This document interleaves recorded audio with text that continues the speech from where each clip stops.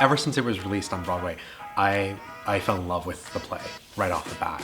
And I've been reading about it, and then I heard that Mad Horse was doing it. And so I went up to Mark at their fundraiser and I said, I really want to do this show. And they asked me to sort of come up with a proposal, and other people also applied, and I'm so grateful that they chose me to do this play. I think what I love about it is how subversive it is, despite the fact that it feels such like a straightforward play. There are these subversive themes, these subversive questions that you just don't expect to see in a play that's, you know, feels like a standard fare comedy or living room comedy.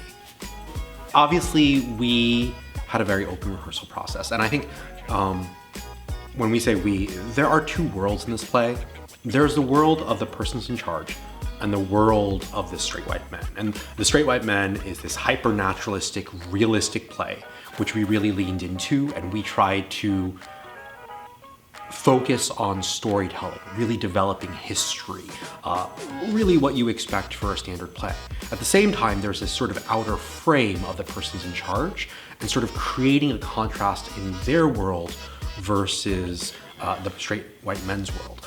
The persons in charge kind of usher the play for us. They are our MCs, so to speak. They guide us through this world.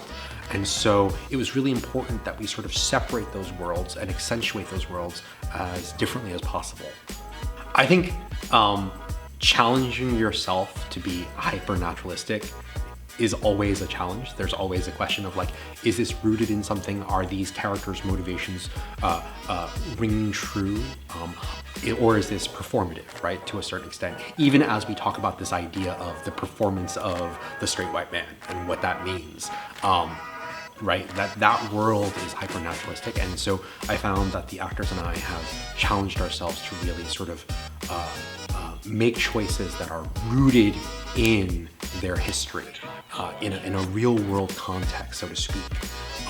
Similarly, sort of pushing the persons in charge to be as out of this world, otherworldly as possible, even though they are technically grounded in our reality.